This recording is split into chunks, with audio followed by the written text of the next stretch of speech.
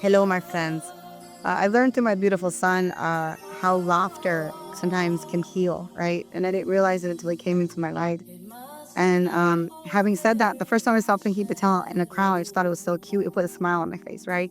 And, having said that, when the first time I saw it, I kind of had a smile on my face. So I started doing it like in September, August. I started going to work every now and then with the crown on my head and going to my son's kindergarten with the crown on my head. Keep in mind, it's not Halloween, right? So when someone sees you walking around Target or whatever, and they look at you and they kind of look at you and laugh at you, like, what the hell she doing, right?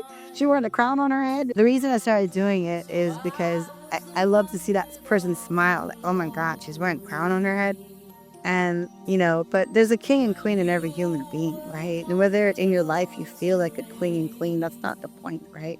And unfortunately, if you're not treated like with kindness, that is the point, right?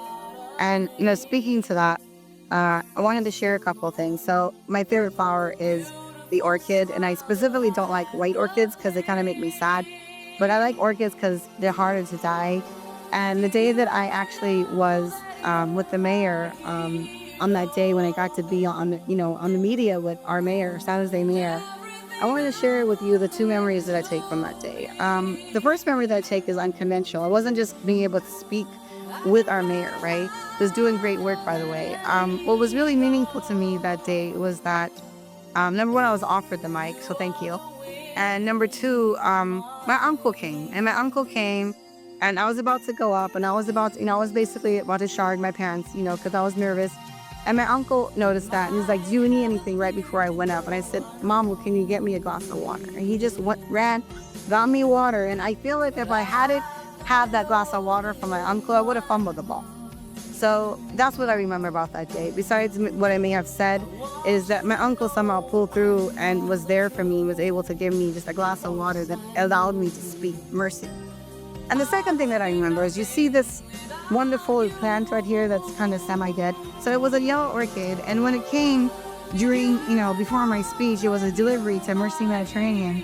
And I thought to myself, okay, it must be an uncle from India or my parents. And it was, and I just kind of left it and I didn't look at, the card yet. And it was sitting there and there was this beautiful, amazing orchid. It was one of the most beautiful plants I've ever received in my entire life. And having said that, who it was from, I will share later. But I want to give a shout out. I honor someone who deserves to be honored every time I do a show. And so the person I want to call out today is my best friend, my soul, one of my best friends. Without her, Mercy Mediterranean wouldn't exist. I wouldn't exist. And she doesn't want to be named, and she didn't want me to do a crazy song. And so I'm going to recite a poem called Kindness for her, to explain to her how her existence allows me to breathe and how important she is to me. And the poem called Kindness is by Naomi Shihab Nye. Before you know what kindness really is, you must lose things. Feel the future dissolve in a moment, like salt in a weekend broth. What you held in your hand, what you counted and carefully saved, all this must go so you know how desolate the landscape can be between the regions of kindness. How you ride and ride, thinking that the bus will never stop. The passengers eating maize and chicken will stare out the window forever. Before you know kindness, before you learn the tender gravity of kindness, you must travel where the Indian in a white poncho lies dead by the side of the road.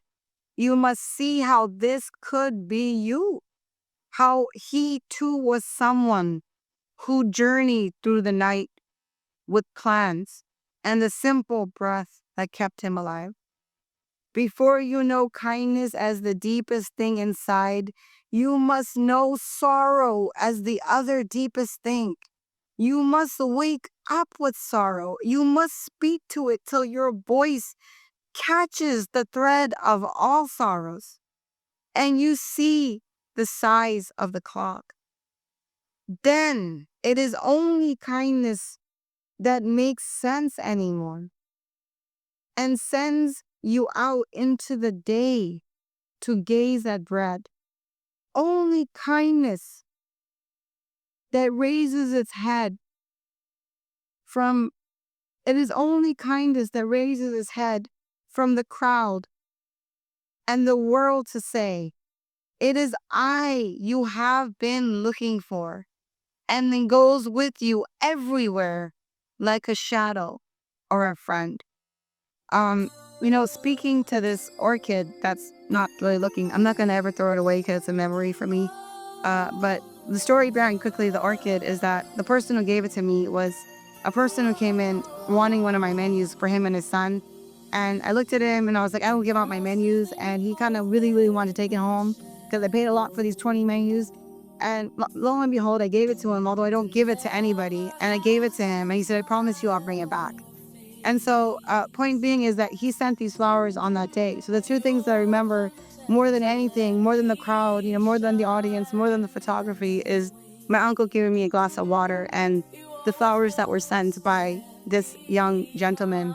So I wanted to thank him, and I actually had this frame for you at the restaurant. You know who you are if you ever see this, and I want to. The frame actually broke in the hoopla of things being busy, but I wanted to give it to you as a gift. So, reach out to me on Insta. And last but not least, I read that poem Kindness because someone who's exemplified kindness in my life is someone who has transformed me. And like I said, she's the reason that I'm breathing every single day. She gives me hope.